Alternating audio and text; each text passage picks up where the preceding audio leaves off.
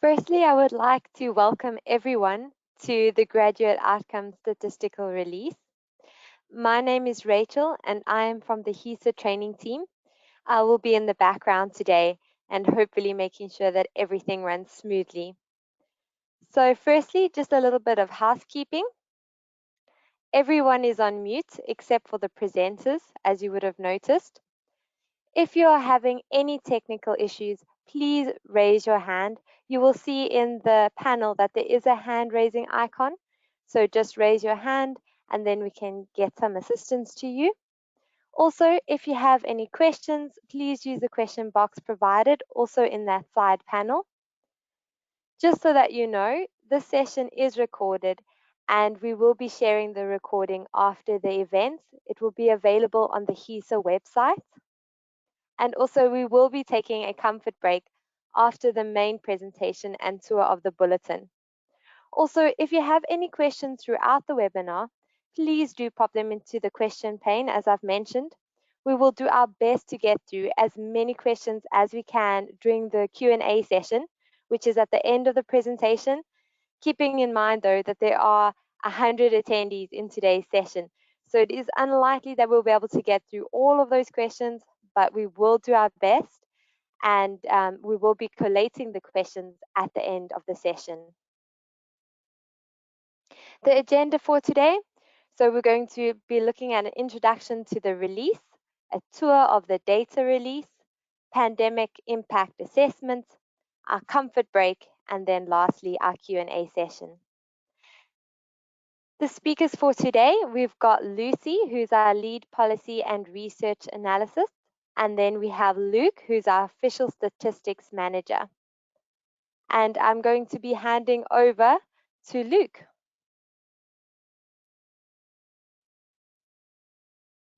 Thanks, Rachel. Afternoon, everyone. So by way of introduction, I thought I'd start with some changes to the 1920 release. So the first one that we announced a few months ago in a blog by Jonathan Waller is that the experimental statistics designation has been removed from the release. So we're now content with the data and how stable it is. And we'll be looking to produce this as an official statistic going forward. Secondly, you may be aware that the structure of the release has changed. So in previous years, we've had the statistical bulletin and open data releases going out separately. This year, we've merged these into a single release. So we have a summary statistics section followed by a detailed tables archive. So these open data pages that we used to produce last year, so similar to those for the bulletin where we'd load up all of the detailed open data tables, we've decided to replace those with an open data repository page. I'll give a brief demo of this in a little bit, but the main rationale behind this was due to user feedback. So quite a few users had got in contact with us to state that these pages were really slow and clunky to load just due to the sheer vast amount of data that sat behind the tables. So we decided to bring all of this into one single page, linking off to the individual tables to allow users a better user experience. The other major change that we've seen this year is the change in the subject framework. So similar to what we've done in previous student releases, we've seen the move from the JAX subject framework over to HECOS. It is still our intention at the moment to produce some time series analysis to see how well JAX compares to HECOS when mapped over to the common aggregation hierarchy. But at the moment, we've only mapped forward 2019-20 data onto this framework. As such, only 2019 data will be included in the release for subject. So I'm now going to share my screen with you, and I'm just going to talk you through briefly the open data repository page that I mentioned before starting on a tour of the statistical release.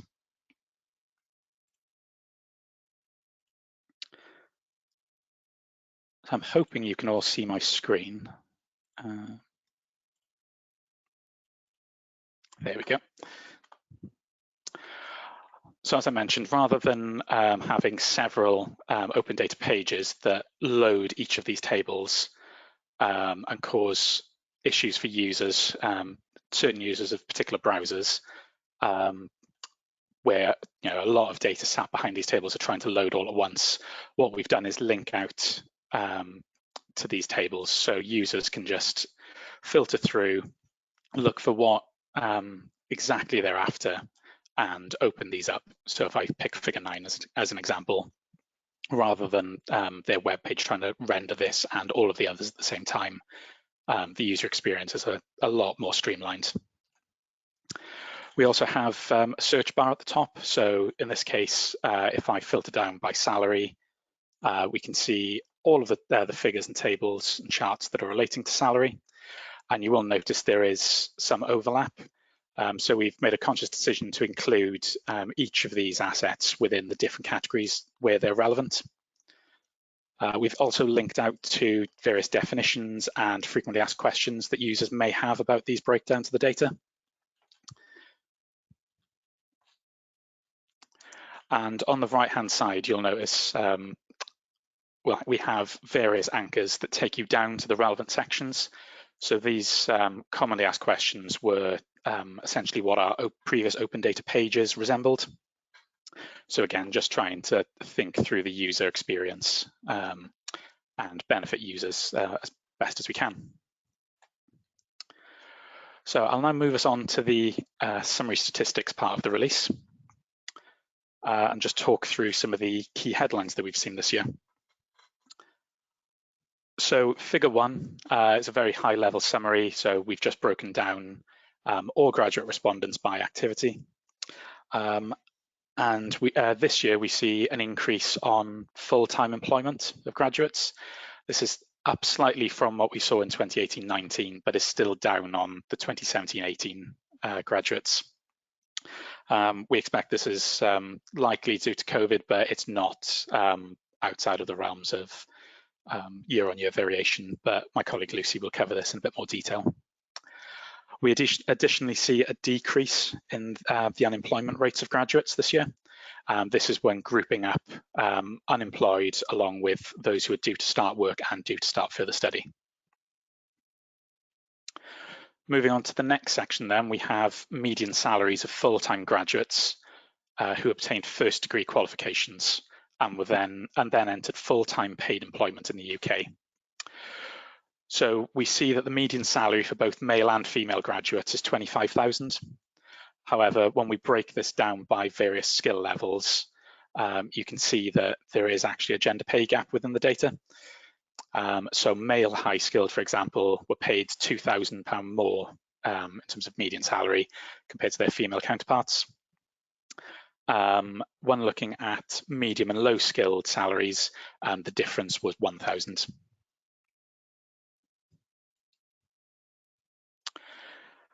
So on this page, we also have a detailed section about this release. So this covers some of the detail, so stating that data is collected 15 months approximately after HE course completion. Our standard note around this being a new statistic and therefore should not be compared with previous surveys such as Delhi. We have a brief note around the impact of COVID, but again, I'll let my colleague Lucy cover this one. And we also link out to all of the useful documentation that we think our users would benefit from glancing at. So we've got the open data repository, as I displayed earlier. We've got a very detailed user guide. So this was in place last year, and we've gone through and updated this for this release. As part of this, we also have the quality report and the methodology statement, along with a dissemination section. Following this release, we also have a further insight piece into further study of graduates expected next week. So as part of this, we're linking graduate responses to administrative data, and the research is looking to carry out is looking to continuously evaluate and understand how we can improve the survey. And finally, on this page then, we have figure 3, which is our response rates to the graduate outcome survey. So the overall response rate for 2019-20 stayed consistent with what we saw in 2018-19, staying around 52%. However, we did see an increase in other European Union and non-European Union. So the response rate for the 2019-20 academic year was up to 54% and 36% respectively. That's a change from 51% and 34% last year. And just a note that all respondents within this release include partial responses. So these are graduates who started the survey and we had enough information to derive their activity, but they didn't follow through in the survey until completion. So I'll now move us on to the next section, which is the activity of graduates. So all of the tables from here on in have interactive filters to them to allow drilling down to specific combinations. And underneath these tables, then we have options to reset those filters back to the starting point. Most of the tables will also allow sorting. Again, we can reset that sort back to the initial point. Most of our tables will also include radio buttons for toggling between number and percent, and some of which will include confidence intervals. So the number proportion displays the number of respondents in each section, and in this case, we've also got the non-respondent section. Our percentages are the percentage breakdown of respondents, so in this case, splitting across their activity. And we also have the confidence intervals. So this allows us to state with 95% certainty what the true percentage is in that specific range. And you'll notice as we start to delve into smaller populations that some of these confidence intervals become quite wide. So at the highest level, there isn't much variation. So we see we are 95% confident that the true value of full-time employment, it sits at 57%, which is the value that we see under percentages. So delving into this, again, we see unemployment is slightly down compared to previous years. However, if we delve into domicile, we see that unemployment has decreased for UK domicile graduates compared to 18-19. However, conversely, unemployment increased for non-UK domiciles. So that increased from 6% up to 7%. In the text above, we also link out to the ONS labour market statistics. And during the third quarter of 2021, we saw unemployment decreased by 0.5%. So this is roughly in line with what we were seeing with graduates. The rationale behind taking this point in time for the ONS survey was based on the largest cohort. So cohort D would mostly be surveyed around the September mark, so falling into that third quarter. So moving down slightly then, we also have graduate activities by personal characteristics. So as part of these, we include sex, age group, disability and ethnicity. It's worth noting that ethnicity is only available for UK domiciled graduates, therefore changing the table to all will remove that breakdown.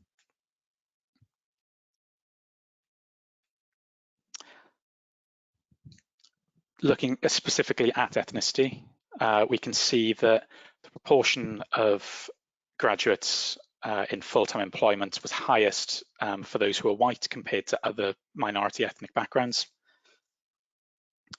We also see that, that the unemployment rate was lowest for those white graduates. However, if we compare to the previous year, we do see that for most of these other groups, that the gap between them and white graduates is decreasing in terms of unemployment. The only one differing here are black graduates, where the gap remained the same.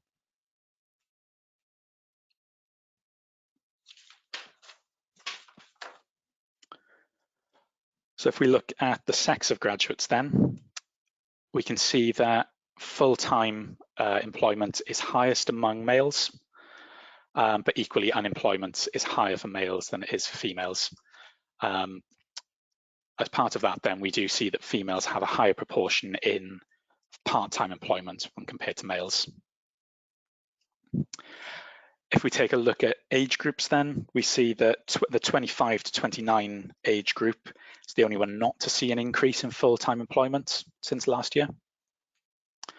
So we can see 20 and under has increased from 40 to 42, 56 to 58 for 21 to 24, 25 to 29 remained at 68%, and 30 and over increased by from 55 to 57. So whilst this was the only one not to increase, this is the largest proportion where graduates are in full-time employment. And we can also see that, as you may expect, the proportion of graduates who are in full-time further study decreases with age quite drastically by the time we see 25 to 29 and above. And finally, just looking at disability status, we see that a lower proportion are in full-time employment with a known disability compared to those with no known disability. However, we do see a higher proportion in full-time further study who have a disability compared to those who don't. So moving further down then, we have our outcomes of undergraduate UK domiciled full-time graduates by participation characteristics. So this table includes various metrics such as state school marker, socio-economic classification, parental education, Polar 4, and the various indices of deprivation for the 4 nations. One change that we've seen in this table this year is the removal of polar data for Northern Ireland. So this comes from a request from the Department for the Economy Northern Ireland last year. We've already been making this change in other releases. So this brings this release in line with that of student. This is also consistent with how we treat Scotland graduates within the data. Polar data hasn't been produced for Scotland for a number of years now, and Northern Ireland are looking to move to a similar state. And moving on to the next section then, we've got the employment basis of graduates. So this is based on their most important activity. And we can see from 2017-18 onwards, there's been a decrease in the proportion of graduates on permanent or open-ended contracts. So in 17-18, this was at 74%, 18-19, this dropped by 1 percentage point to 73, and there was a further drop in 19-20 to 71%. We do typically see an increase then in the proportion of graduates on fixed term contracts lasting 12 months or longer, or equally 12 months or less. And there is a much higher proportion of permanent contracts for those who studied part-time than who studied full-time. So we can see 85% here compared to 68%.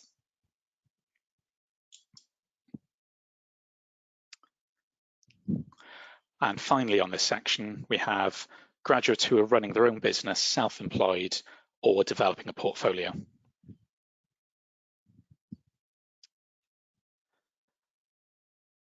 So we can see through the time series that there's been an increase in the proportion of graduates who are domiciled from non-UK running their own business. So in 2017-18, this was at 34%.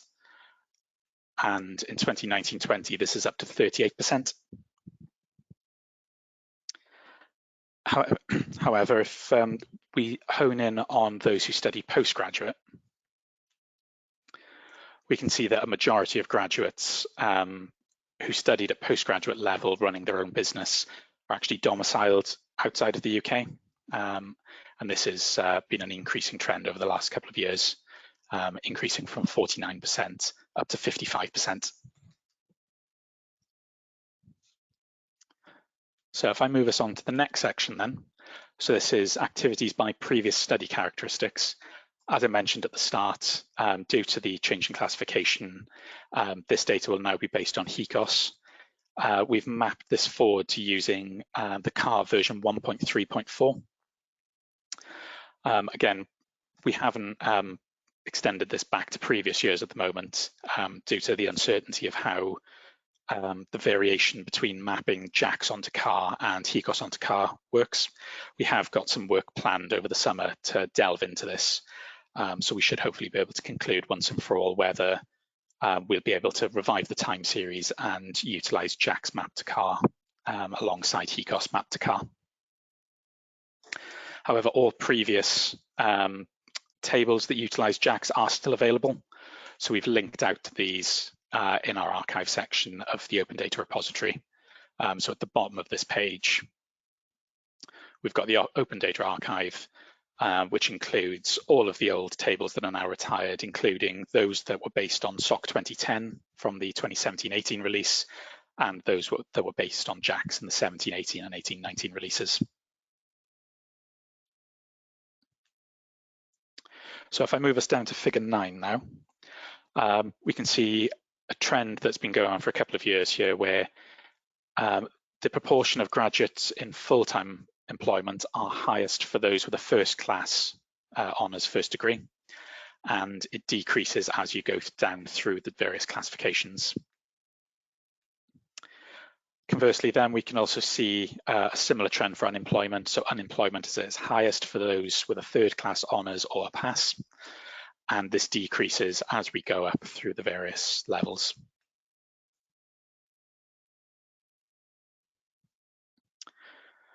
So if I move us down to figure 10 then, so we're looking at graduate outcomes by subject area of degree and activity. There we go. So we can see that a higher proportion of graduates who studied science subjects were in full-time employment and full-time further study compared to those studying non-science subjects. So this was 60% versus 55% for full-time employment and 9% versus 7% for full-time further study. Delving down to some specific subjects then, creative, where are we? Here we go. Design and creative and performing arts had the highest rate in part-time employment with 26%, which is significantly more than some of the other subjects.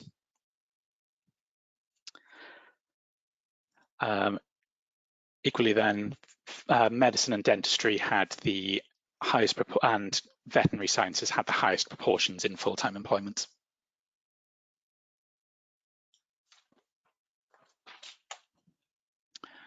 So I'll just move us down now to graduate industries by subject area. So if I just sort on this final column, we can see that the most common industries for graduates to go into were human health and social work activities and education.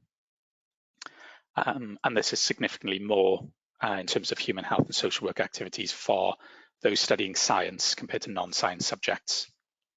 So if I just filter onto non-science, we can then see the corresponding value.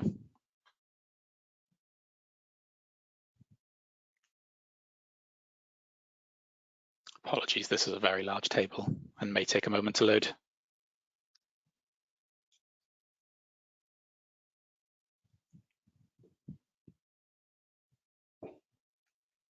There we go. So we can see in human health and social work activities, 9% for non-science subjects, whereas we saw 35% for science subjects. Graduates within these two industries accounted for around about 20%, or 1 in 5. Oh, sorry, in this top category accounted for about 1 in 5 graduates, and a similar sort of proportion for education. So moving on then, we have the same table, but this time, rather than industry, we're looking at occupational classification.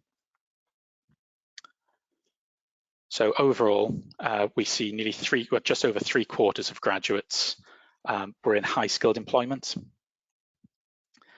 This is slightly higher for those studying science subjects, with 82%. The proportion of those studying non-science subjects in high-skilled employment was 71%. We can see that almost all graduates who studied medicine and dentistry go into a total high-skill employment. And conversely then, in terms of low-skill employment, from the science subjects, we see agriculture and food and related studies, nearly 1 in 5 graduates were in low skill, whereas in the non-science section, again, the design, creative arts and performing arts graduates accounted for 1 in 4 of those in low skill. So if I move us on now to the salary section, this year we thought it important to add a note around inflation and to highlight to users that the values and earnings that we're collecting from graduates are collected in nominal terms. So there are no values being adjusted to account for inflation. As inflation is going up at the moment, we thought it important to highlight that to users so that they're not making any unfair comparisons between academic years. So we may see that graduates from previous years are earning less, and if we filter this forward, the proportions in some of these higher subjects are increasing slightly. So looking at this figure, we're looking at graduates in full-time paid employment in the UK, and this at this point split by male and female. 6 out of 10 females were paid below £27,000, so fall within this section of the chart. By comparison then, 5 in 10 males fell within this section. So you can see that for some of the lower salaries, there are great proportions of females. If I swap now to ethnicity, so we have white versus graduates from ethnic minority backgrounds. For some of these lower salaries, we're seeing graduates from ethnic minority backgrounds, or fewer graduates in ethnic minority backgrounds compared to white. And then this balances out at some of the higher salaries. At the highest band, we do actually see more from ethnic minority backgrounds compared to white graduates.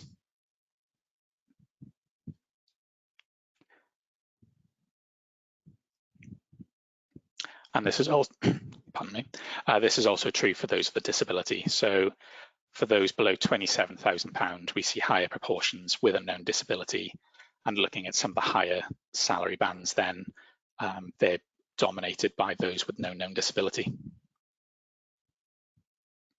So if I move us on to figure 14, which is a median salary chart, we have a new inclusion in this chart this year, this all skill level grouping. So previously we only had the ability to split by high, medium and low skill. This median salary now just gives an overall median salary for the subject. So if I use the subject type marker to filter down, I can see in a bit more detail, or a bit more clarity, some of the science subjects versus non-science. We can see that the median salary for non-science subjects is slightly below that of science subjects, so 23,000 versus 25,000. Within science subjects, computing has the largest pay gap between those in high skill and those in low skill. So we can see a £9,500 difference between high skill and low skill. There are several other groupings or subjects within here that have similar pay gaps of roughly £8,500. One example of a large pay gap is biology and sports sciences, where we can see £6,500. Similar for subjects allied to medicine then.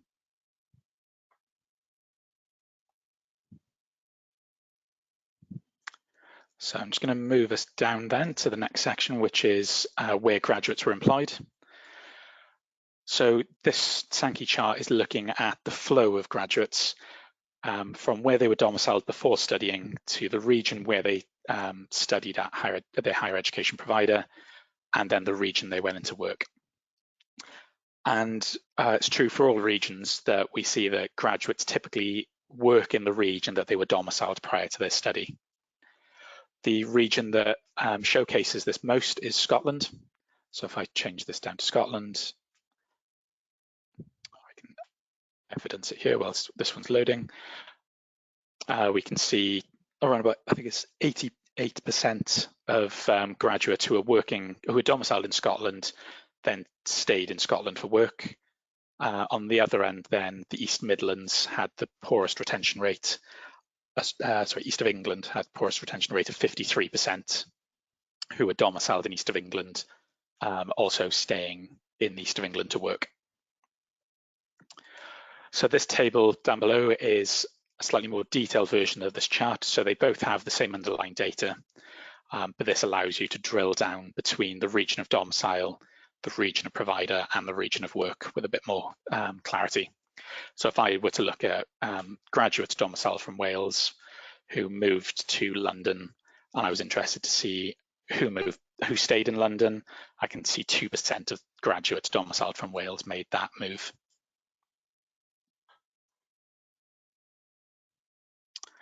If I move us on to the final section now. So we've got our graduate reflection section. We typically haven't seen much movement over the course of the years. There has been a slight decrease in, I could say, optimism, where the proportion of graduates who either agree or strongly agree that their current activity fits with their future plans has decreased year on year. So I'm looking at this section here. So this is our strongly agree and agree. So that's totaling 80%. This decreased to about 78% in 18-19 and further decreased to 77% in 2019-20. It's also worth noting that if you were to delve into domicile, you will see that UK domicile graduates are typically more likely to respond negatively than those of non-UK domicile. So this is all of the content that's contained within the summary statistics. But at the bottom of each of these pages, we're linking out to our open data repository so users can go and find the more detailed data, including data by provider. We've also included links to these in the right-hand menus, and we've tried to highlight the user guide as best as we can, as we really do think that's a useful resource for users. Just before I pass over to Lucy, would like to make a small request. On each of the pages, we have these feedback buttons. So we ask users whether the release is meeting their needs, simple yes or no, and allows users to elaborate on those points. If you're going through the release and you find it's meeting your needs, please do let us know. We'd love to know that we're actually meeting user needs, but equally, we're really interested to know if there's anything in the release that doesn't meet your expectations, or if there's anything you'd like to see in future years. We're always looking to review that feedback and see what we can include within the release. We also, as I mentioned earlier, have developed this new repository page, which is a new style, and we would love some detailed feedback on this. These feedback forms are completely anonymous, so do feel free to just drop any comments you have in there. However, if you want to have a conversation around those with us, or if you're looking for something specific that you can't quite find, please feel free to get in contact with us on these details, and we'll be more than happy to help. So that's been my section. So I'm happy to take any questions on anything I've discussed later on, and I'm going to pass over to Lucy now.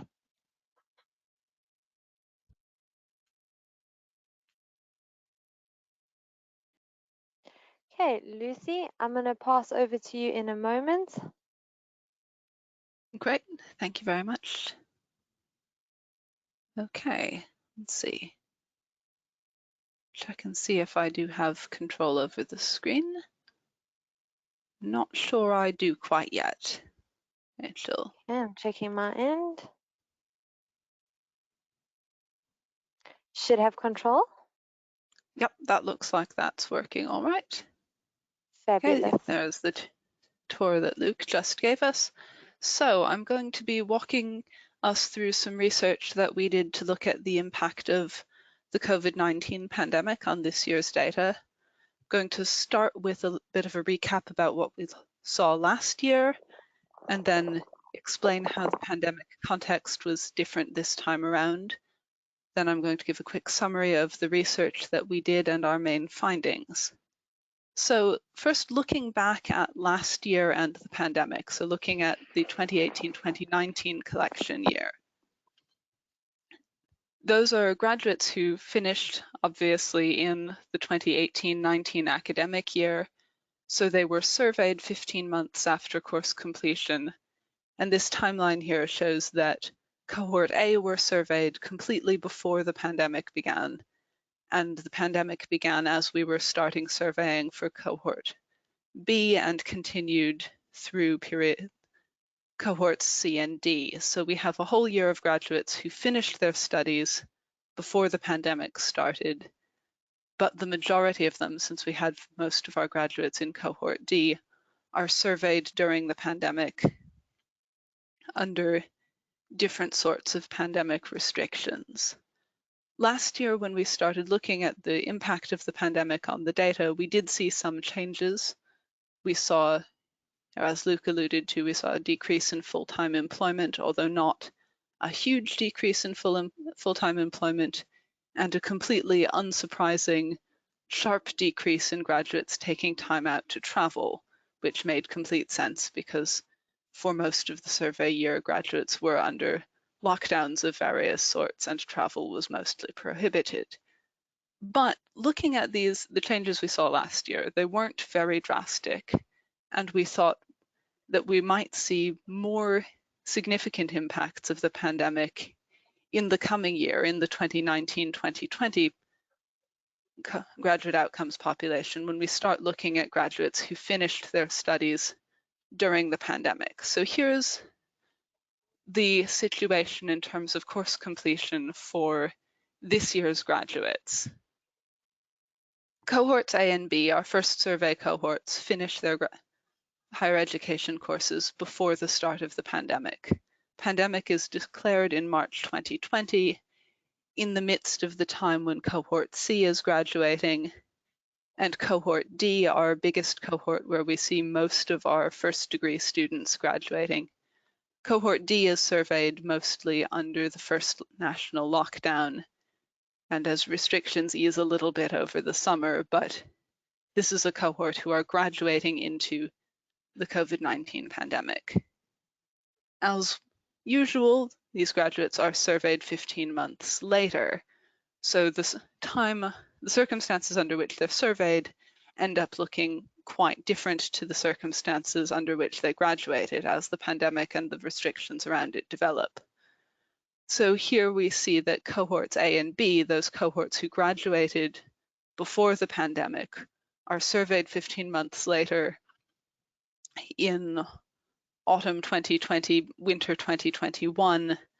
As we've got a spike in cases, we have increasingly stringent restrictions over the course of cohort A, and cohort B were mostly still under that second long lockdown that started at the beginning of 2021, although we have some easing of restrictions during that survey period.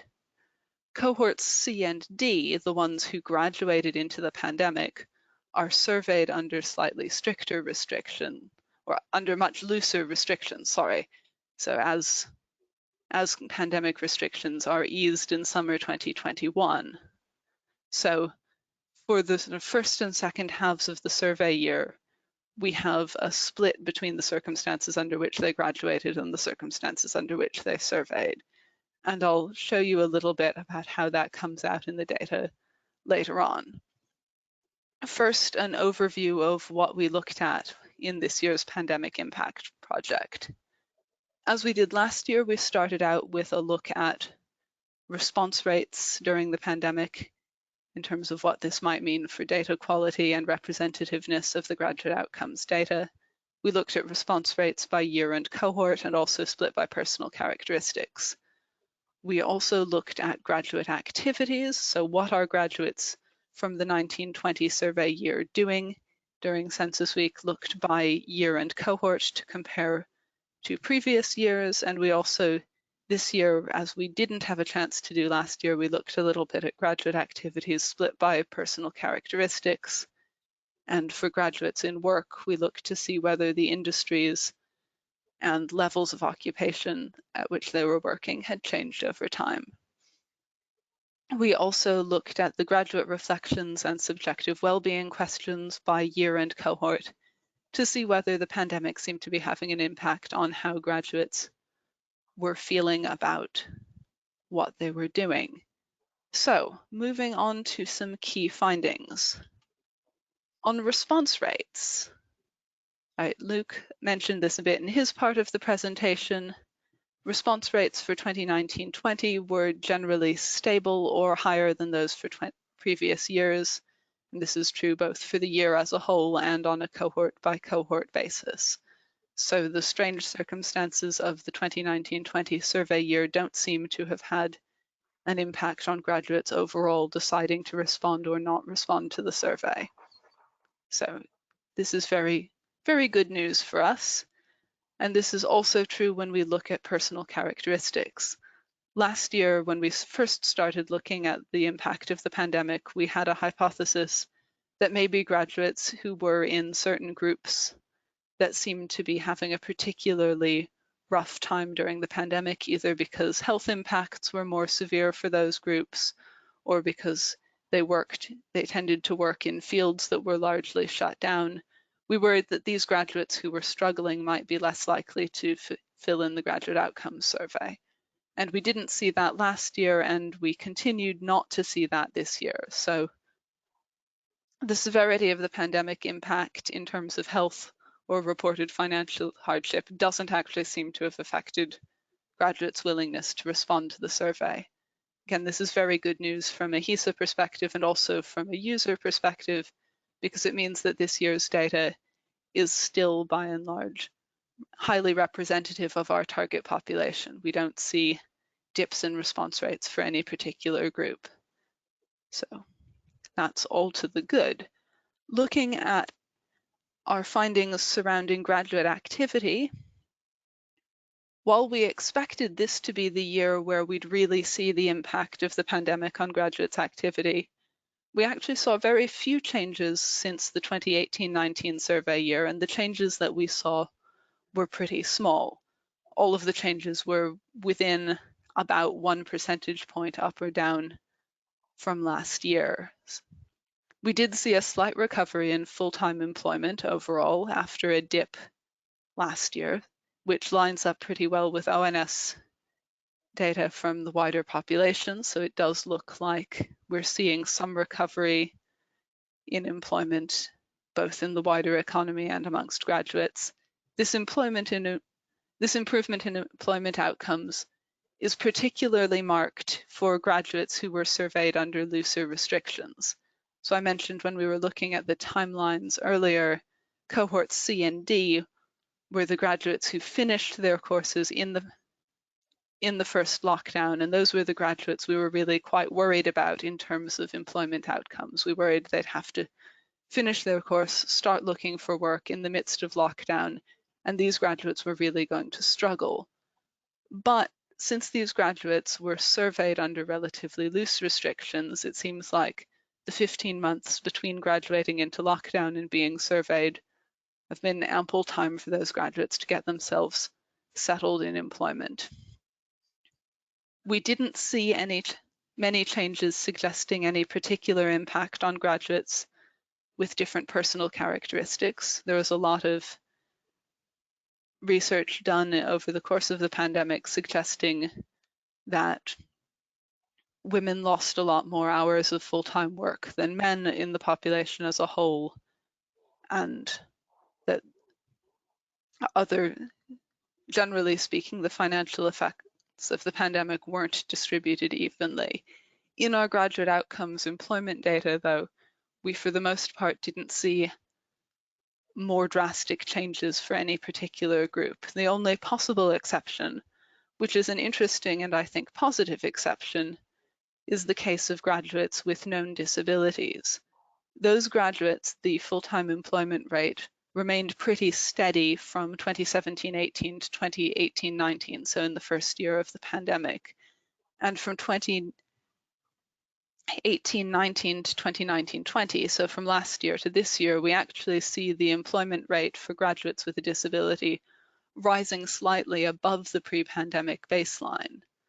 And this suggests to me, although I'm only speculating here, that while other research has shown that people with disabilities and the population as a whole have had pretty negative experiences during the pandemic in terms of employment, for graduates who often do professional what we call graduate level jobs, which can be done pretty easily remotely, the pandemic and the shift to home working may have opened up some opportunities and enabled this portion of the graduate population to be a bit more fully integrated into the workforce than they might have been before. Again, I can't speak about this cause with any great certainty, but it seems like an interesting possibility. The distribution of graduates in employment across different levels of occupation and different industries has remained steady every year since 2017-18. So despite what we know about shutdowns in certain industries, the distribution of graduates working different types of jobs actually hasn't changed over the last 3 years. Finally, our last page of key findings, looking at how graduates are feeling in terms of their reflections on their activity and their subjective well-being. Graduate reflections, we saw a decrease in graduates saying that they strongly agreed that their work was meaningful, that it fit with their future plans, or that it allowed them to use what they'd learned during their study. But at the same time, we saw an increase in graduates saying that they agreed with this. So overall agreement, so strongly agree plus agree, remains pretty steady, but we're seeing fewer highly positive responses there. We didn't see much noticeable variation by way of industry of employment. We thought maybe that the focus on certain frontline professions would encourage graduates working in certain fields to feel that their work was particularly meaningful during the pandemic, and we didn't end up seeing that. In terms of subjective well-being, we saw a decrease in highly positive responses for all 4 questions, and this continues a trend that we saw last year, where we saw a decrease in highly positive responses from 2017-18 into 2018-19. Though the decreases we saw this year, so from 2018-19 to 2019-20, were smaller than the decreases we saw in the first year of the pandemic. The most striking negative changes were for cohort A, which makes a certain amount of intuitive sense because this is the survey cohort who in the 2018-19 year were surveyed entirely before the pandemic began, before there were even UK COVID cases, and then a year later, cohort A are surveyed amidst rising case numbers and increasing pandemic restrictions. So we've got a totally different view of the world really over the course of that year, which leads to a bit of a decrease in the subjective well-being reported by graduates in that cohort. As with graduate reflections, we didn't see much variation in terms of industry of employment. So again, we expected to see a bit more change here. We thought, the hospitality industry is really struggling, the performing arts industries are really struggling. We're going to see graduates working in those industries feeling more anxious, feeling less happy than they were feeling before the pandemic. And we really didn't, while we did see some decreases in happiness and increases in anxiety across the board, those increases didn't cluster around industries that we expected to be particularly hard hit by the pandemic. So, overall conclusions. Our main conclusion, and our somewhat surprising one, is we didn't see much change that we could attribute firmly to the pandemic.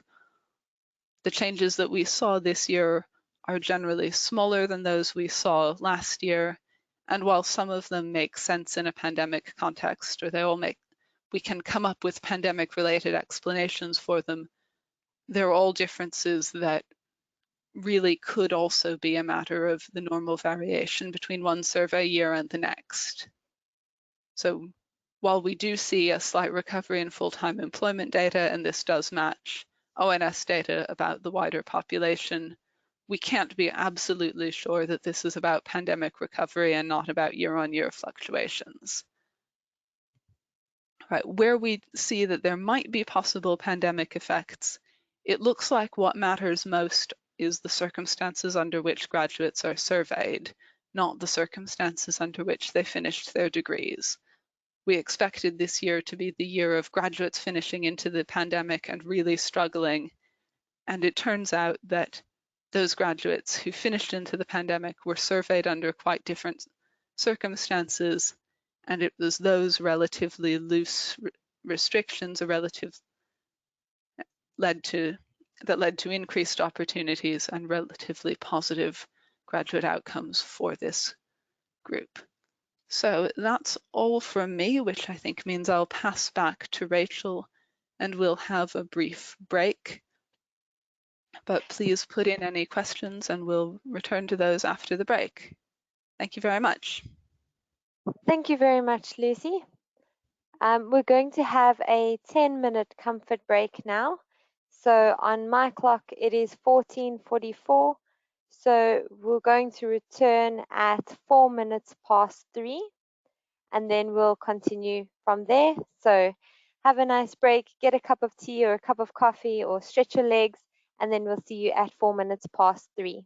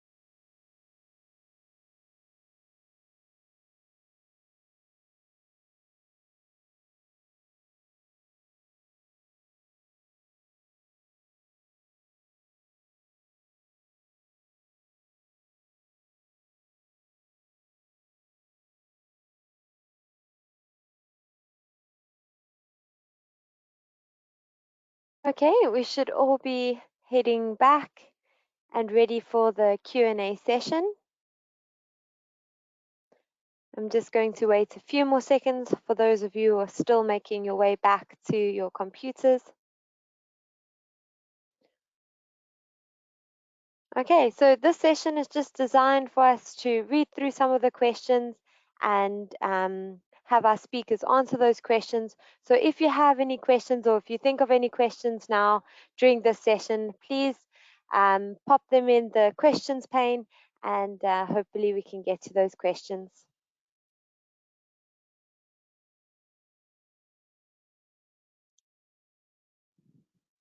Okay, I think we can begin.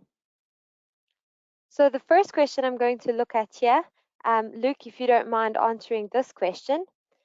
In previous years, many tables had HE or FE provider section boxes. Whilst you may not be able to add now, is there a CSV somewhere that has providers and type of institutions so we can use a consistent benchmark? Yeah, so within all of our releases this year, we haven't removed any filtering capabilities that were in existence last year. So on most of the tables, charts and figures, we should have a provider type filter that allows filtering between HEPs and FECs. In terms of specific providers and a list of providers who are FECs, it might be something that's available in our provider names and mergers section. We do have a CSV there that tracks where providers have merged or changed their names. I do believe there is a tick box as part of that that essentially answers whether they are an FEC. I can double check that one offline just to be certain. If it's not, then that's probably something we can take offline and look to produce and get something on the website, because I think that would probably be quite useful to users. Okay, thank you, Luke. Then the next question that's come in, also Luke, if you don't mind answering this question, is there a reason why on some tables where you can filter by qualification type, it's only possible to filter by undergraduate or postgraduate, whereas others can be at a more detailed rate, for example, first degree? We often want to look at first degree only. It would be useful to have that here rather than waiting for the data to be included in HEIDI Plus. Okay. So the main reason for that is the size of the tables. So where we've got so many filters included on the table, to include additional level breakdowns vastly increases the amount of data that sits behind them, and makes them really unresponsive and pushes the online tables to their technical limits. It's also a factor that we're trying to meet user needs, and that request hasn't come in previously. We are obviously more than happy to try and make amendments in the future. So if you've got specific tables that you'd like to see a more detailed filter on, please feel free to drop us an email with what those tables are, and we can definitely note that for feedback for next year, and we might be able to do something that helps there. Okay. Thank you so much. Then another question, Luke.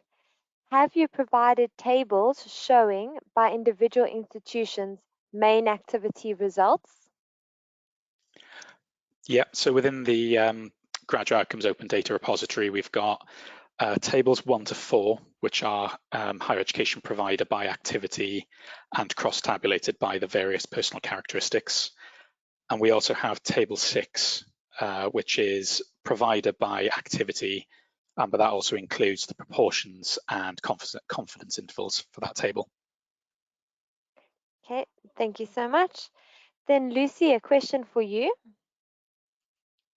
The removal of the E1APL employment percentage causes problems for us and across the sector from what I have heard from other universities. Are there, as there are now, no employment percentage figures to benchmark against and use as a marking figure, etc.? There is now nothing consistent for institutions to use. We could all be using different methodologies to create a similar employment figure. Can or will something be brought back? Okay, thanks very much. I'm going to have to give an answer that is not a completely satisfactory one on this. The removal of that PI when we moved from Delhi to graduate outcomes was then followed, as I'm sure you'll all know, by the discontinuation of the UK PI's brand within HESA. So we paused work on creating a new PI based on graduate outcomes data while we worked to figure out what we were going to start producing in the space left by the UK PIs. So we're still in the process of going through those internal discussions about what data and what measures we think would be most useful to our users and to the sector. And as we get further into that work, I'm sure that we will be thinking about what the most appropriate data to be producing around graduate outcomes may be, but it's not yet clear what that indicator is. We do know that it won't be a performance indicator as such because we are institutionally moving away from producing performance indicators, but there may be scope to include some sort of benchmarking tool in HEIDI Plus moving on, but it's not fully resolved yet. So watch this space, but it may take a little while for that to come to fruition. Thank you, Lucy. Then Luke, just to add on to a previous question that was asked, is there a list that maps providers to whether in FE or HE so we can then filter on provider data downloads? Yeah, so as I mentioned earlier, the provider mergers and name changes file might be able to do that. I can pick that one up offline and just verify to be certain. If it doesn't, I think that's probably something we'll look to produce and get uploaded to the website in the coming weeks. Thank you.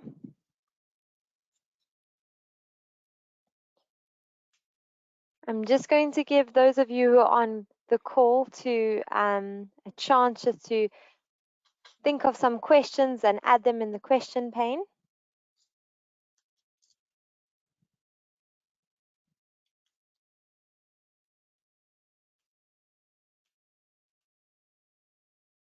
Okay, another question's come in.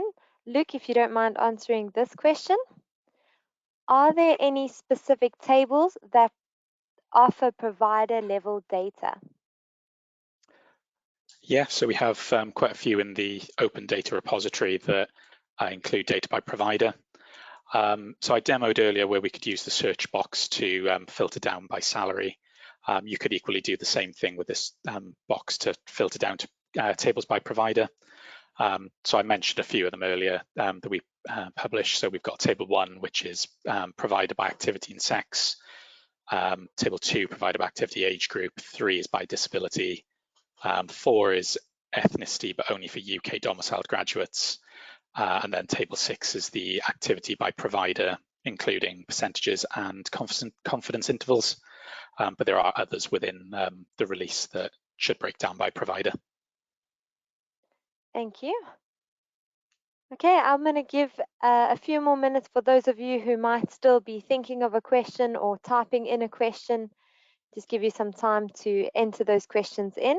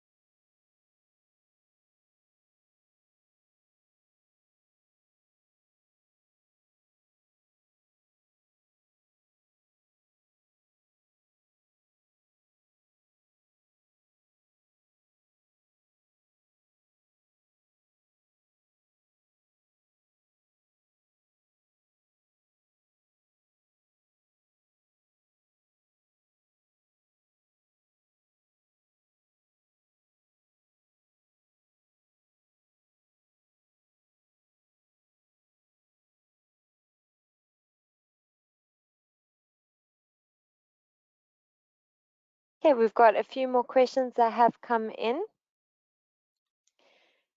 Luke, if you don't mind answering this question. Where there are figures with rounded numbers of percentage toggles, are the percentages on unrounded numbers? For some tables, we only get rounded numbers, so hard to get accurate percentage for small data. Yeah, so to answer that question, all of the percentages within the release are calculated on the unrounded raw numbers. So within our workflows, we calculate those percentages, and the last step before we output that data is to round any values. In terms of the calculations on rounded numbers, there's nothing we can really do on that at the moment. I can appreciate that you will get error in terms of calculating percentage on rounded numbers. Again, if there are particular tables and figures that you're wanting to see percentages on for future years, please do feel free to drop us an email with that, and we can bear that feedback for the future. Thank you. And then Lucy, with regards to the impact of the pandemic, were there any regional variations of note? I'm afraid we didn't end up looking at region as part of this research. We did consider it because we know there's a lot of interest in regional data generally, and the pandemic restrictions varied on a regional basis. So there's certainly some interest there. Our reasons for not looking at it were, on the one hand, that once we got through the number of activity categories and the number of government office region categories, we were likely to be looking at very small pots in each of those cross-tabulated categories. So we weren't sure we'd be able to see much that was useful or publishable at that point in terms of our rounding strategy. So that was one sort of methodological reason we couldn't get into it.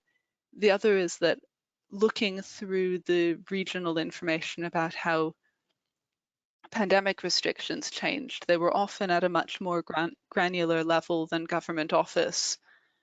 So we weren't entirely sure that even if we could get good data through the analysis that I just described, would it really get to the granularity of which areas were under lockdown, which areas were feeling particularly hard, stark effects.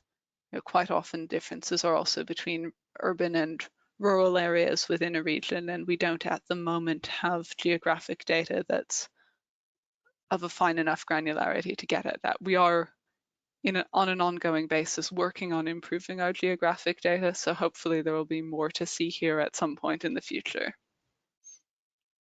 Okay, thank you, Lucy. And then Luke, is min impact used to measure activity or X activity, or does it depend on the table? So essentially it depends on the table. We typically use X activity. For certain tables, like I think it was figure 8, where we look at whether a graduate was running their own business, self-employed, or developing a portfolio, we do use MIMPACT and ALL-ACT to split those specific ones out. What I can point you to that might be useful is, as part of this release, we've released the table and chart specification.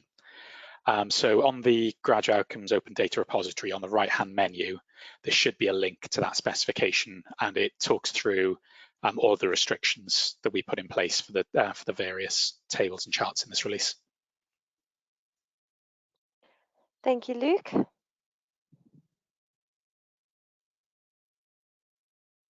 I'm just going to give those that might still be writing up questions a few more minutes just to finish up and send through their questions.